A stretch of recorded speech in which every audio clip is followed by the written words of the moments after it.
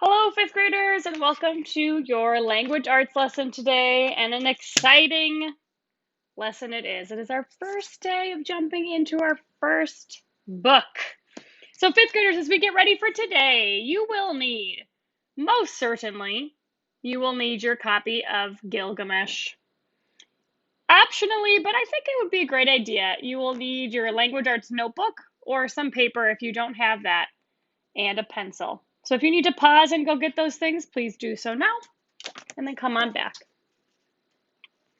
Fifth graders, our objective for today is going to be applying or using some of those literary devices that we've been studying.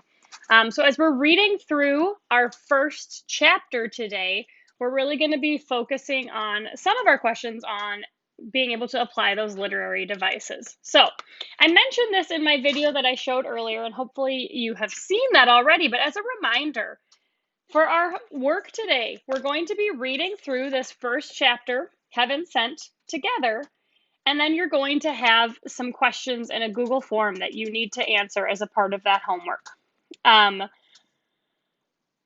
When it comes to the questions, I'm not expecting perfection, although if you get them all right, that's delightful and lovely, but not expecting perfection, but I am expecting you to have done your work carefully enough that you're getting the majority of these questions right. So it's okay to get some of them wrong, but if I find that you are getting a lot of your questions wrong, like more than, or if you get fewer than 70% correct, I'm probably going to ask you to reread the chapter and redo the homework. So something to keep in mind that, if you do it and you do it well, and I'm seeing that you really have done pretty much a good job, you'll get your homework points. But if it seems like it was a tricky chapter and you weren't totally understanding it, or maybe just need to reread it a little more carefully, then I'll ask you to do that. And those homework points you won't earn those homework points until you've kind of redone that homework and shown me that you are understanding the chapter a little bit better.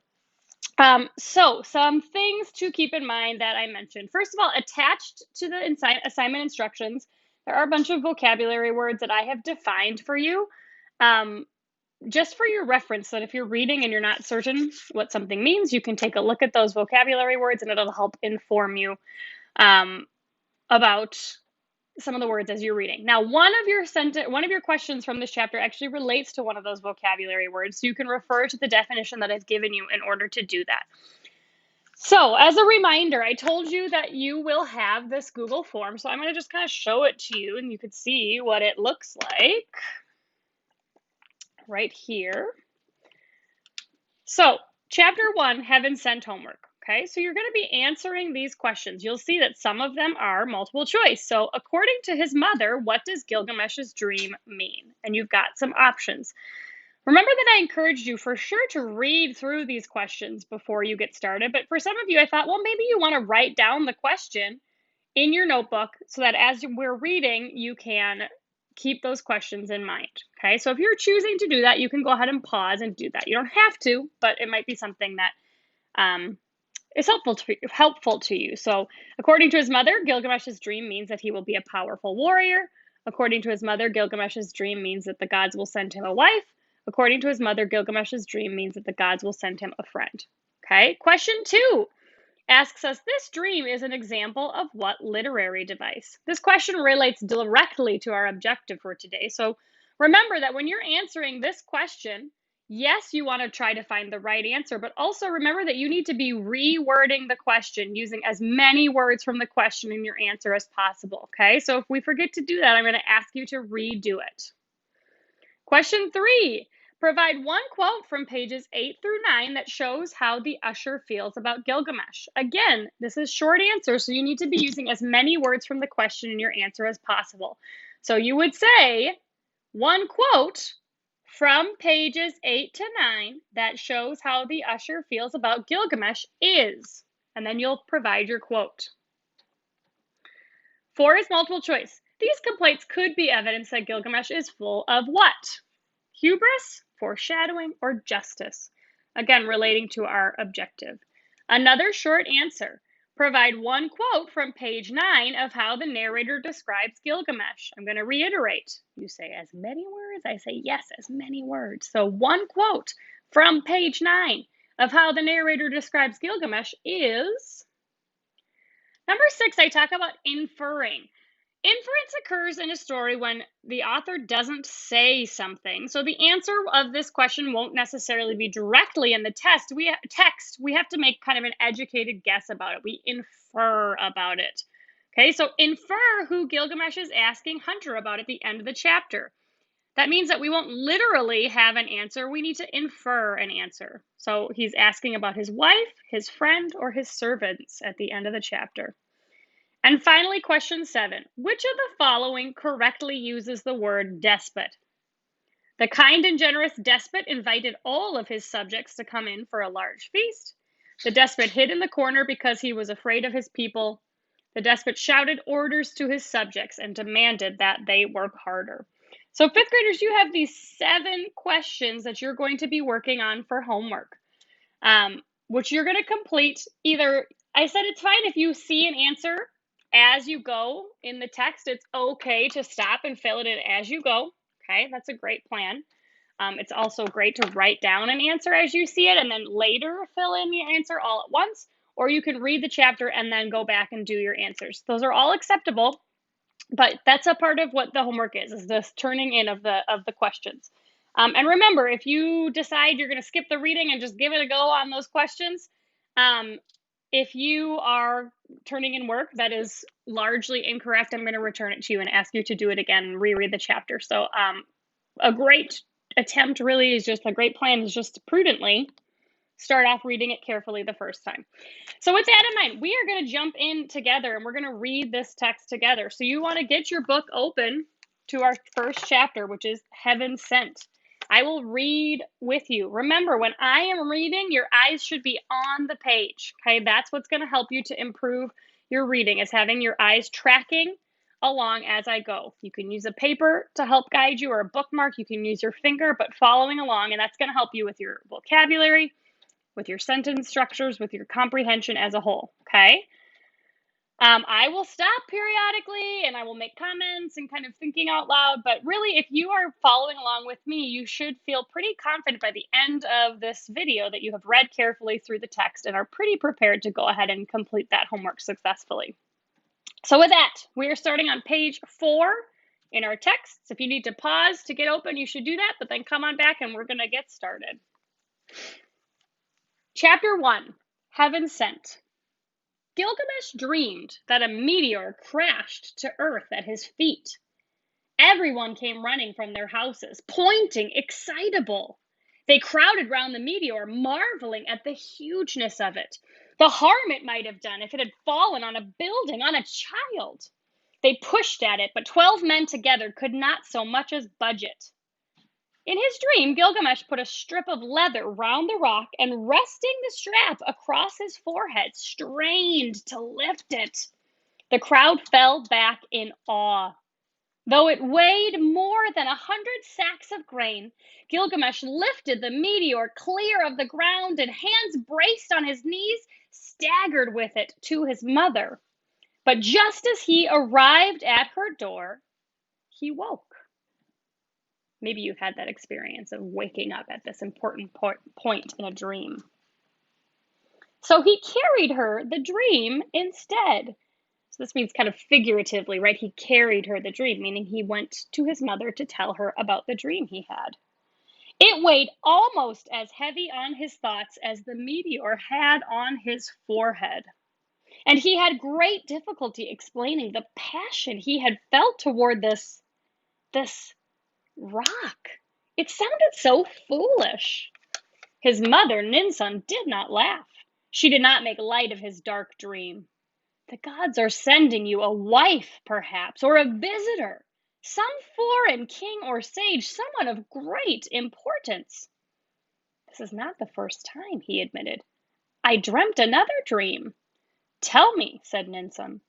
I dreamed I was walking through the streets of Uruk, and I saw an axe lying on the ground. It was beautiful, Mother. I had to pick it up. I had to own it. So I slipped it through my belt and wore it by my side. And I was so pleased to have it, I can't begin to say. He stopped short. It sounded so footling. But his mother did not laugh.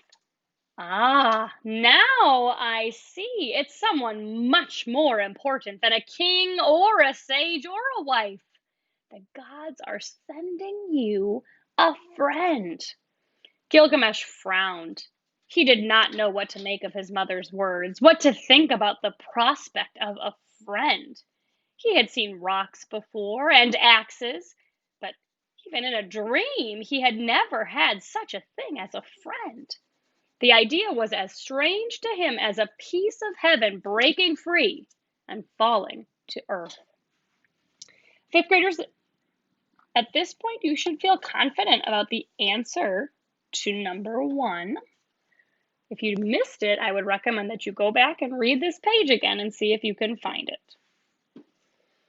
So fifth graders, often in the text, we're going to see these little like swirly figures. And this is the author's way of cueing to us that we are switching locations. So that little figure there is telling us that we're leaving that part of the story and kind of moving elsewhere. Different characters, maybe different location. Hunter threw down his bundle of tools in disgust. He squatted down and cupped a drink from the water hole with both hands, then slapped the water so hard that a dozen little fish skittered out of sight. 3 days, and he had not caught a single animal. Someone had slashed his nets, smashed his snares, filled in the pits he had dug.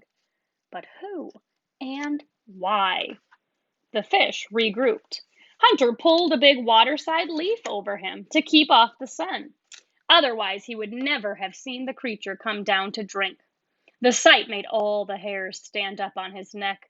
The creature came down to the water, walking on the balls of his long feet, on the knuckles of his large hands. His entire body, but for the palms of his hands, the inside crooks of his arms, and the hollows of his eyes, were matted with hair. But this was no bear or cat.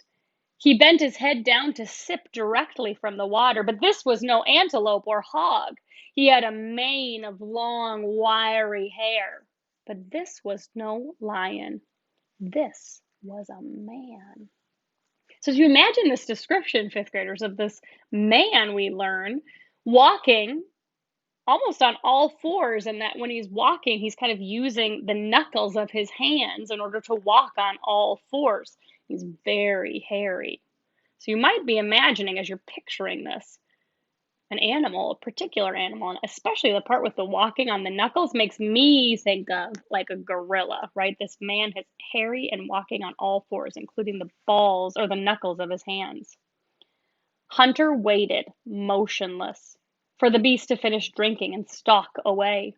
He held so still that the fish nibbled his toes. He held still while ants crawled up his arms and the flies settled on him in clouds. Not until the creature had loped away, head up, the water glistening on his pelt, did Hunter snatch up his tools and run.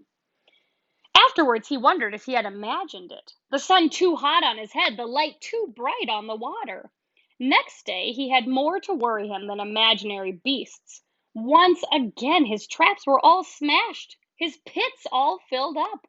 Once again, he found himself cooling his anger at the water hole. He splashed his face. He skimmed an angry stone. We might call it skipping stones, right? He throws a stone across the water. The stone bounced 6, 7 times. Then a fist closed over it. And the man beast was looking back at him across the lake with sharp, dark eyes, teeth bared. Hunter fled for his life. "It was there again, Father. I saw it," he gasped as he stumbled into camp. "Bigger than a lion, stronger than a bull. I've never seen a man like him, Father. He's the one who's been cutting my nets and smashing my traps and filling in my pits. With him out there, I'll never catch another beast." His father blinked his blind old eyes and said, "King Gilgamesh has more wisdom than most. Go to Uruk, my son, and ask the mighty Gilgamesh what to do." Hunter did not hesitate. He ran and ran, already happier and more hopeful. The name of Uruk was full of magic to him, a place he had never been, but a place famous throughout the world for its wonder.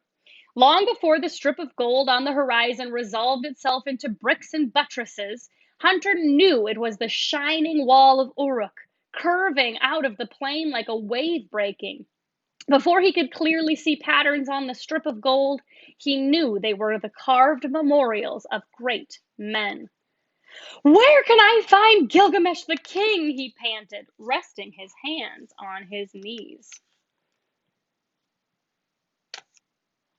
Okay, fifth graders, question 3 is asking about pages 8 through 9, which is what we just have turned to, so we can start listening. Again, we're looking for quotes about how the usher feels about Gilgamesh.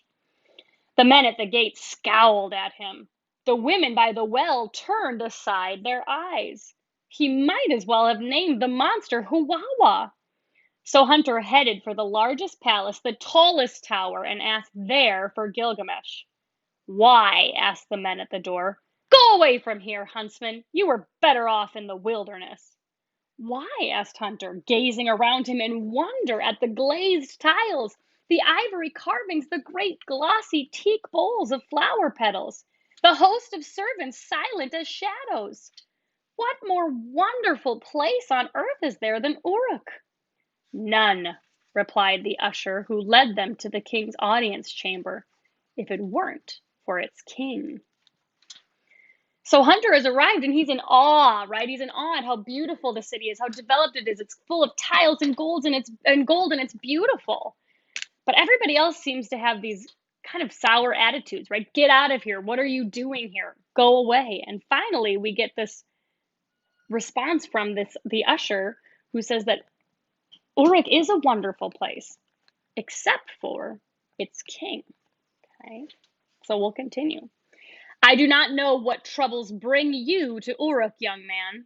None so great as ours, I'll be bound. For what greater burden can a city bear than Gilgamesh?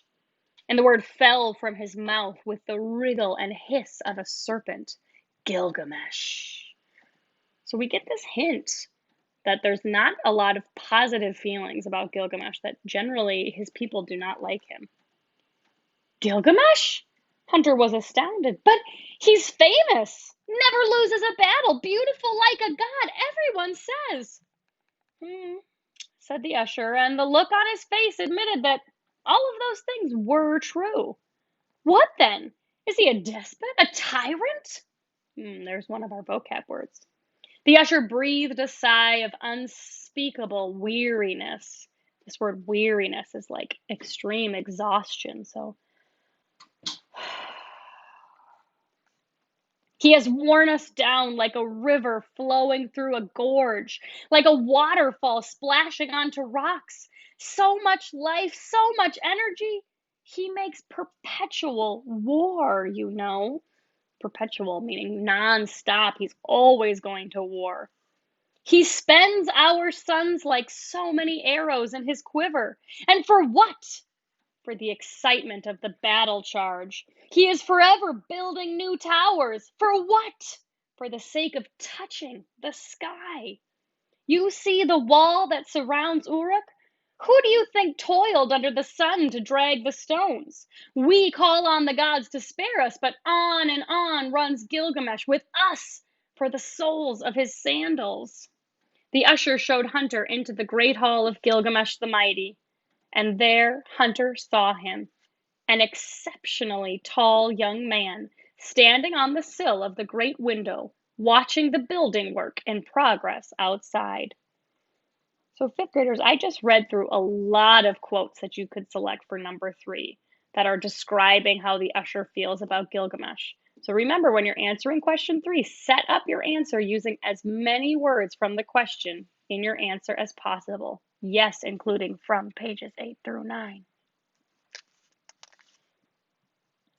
We're also considering, and related to our objective, which of our literary devices does it seem like maybe we're seeing that Gilgamesh is full of as we're getting this description of him?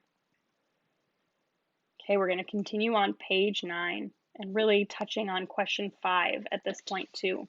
He, this is Gilgamesh, paced incessantly. Incessantly means non-stop, unendingly. He paced incessantly up and down, tossing out orders like lava bombs from a volcano. That stone is orange, not gold. That door does not hang true. Curse Hawawa. If it weren't for him, I would build in cedar wood. Fetch up another team of oxen. He was outrageously handsome, with huge dark eyes and springy short black hair. The tissue of his linen skirt was so fine that his legs showed through quite plainly. A runner's legs. His skin gleamed with almond oil, and he smelt of the bathhouse and of nutmeg. His belt was gold wire, his collar of lapis lazuli. And when he turned his great eyes on Hunter, it was as if Enlil, the creator, had paused in shaping the world to watch a hovering bee. There's a ton of great quotes from there, fifth graders. If you're thinking about number 5, I would reread that paragraph. It also seemed to Hunter that the king had been expecting someone else. A pang of disappointment crossed the handsome face at seeing a mere trapper. So we're kind of seeing Gilgamesh seems to be anticipating or looking for or hoping for somebody, which we actually have a hint from earlier in the chapter, which actually relates to our literary devices, fifth graders. But when Gilgamesh sees Hunter, he thinks, not who I was expecting. So we should be kind of thinking, and this is kind of our inference here, who is he expecting? "Oh, mighty king, your wisdom is talked of all over," said Hunter awkwardly. Then he blurted out his story of the wild man. The king listened with only half an ear, which means he's not listening very carefully, still watching the building work from the window. His feet were never still. He looked like a man treading water. When Hunter fell silent, Gilgamesh turned and smiled the most fleeting of smiles. "Go and find the prettiest dancing girl in Uruk, and take her with you to the drinking place. Use her beauty to lure the wild man out of the wilderness. Have her tame him. That is my advice." And having given his advice, Gilgamesh's interest was gone. He was bored again and restless. But he called out as Hunter backed through the heavy door hanging, "Tell me, did you meet anyone on the road? Someone on his way here? Someone like me?" "There is no one like Gilgamesh," said Hunter, and clambered backwards through the curtain as fast as it would let him. All right, so fifth graders, question 6 has kind of been coming up in the last page or so, okay? Literally speaking, Gilgamesh says, "Did you see someone like me?" But we are supposed to infer that he's asking for someone. For what reason? Who is he asking for? So kind of thinking through what has already happened earlier in the chapter and thinking through what literary devices we've been seeing happening, okay? Question 7 is asking you to use that word despot, which again is defined in the instructions for you along with a lot of other vocabulary words. So fifth graders, you can reread the chapter on your own. You can reread with the video. But again, your goal is to be finishing these questions and submitting. And I'll be looking through all of your answers and making corrections as I go. So don't worry if you feel like you thought you got something right and it seems marked wrong. For short answer, multiple choice, if it tells you that it's wrong, then that one is wrong, and you should be able to go find the correct answer. But for short answer, I'm always reading through, and I'm always going to give you feedback on those. Okay. Good luck, fifth graders, and let me know if you have any questions.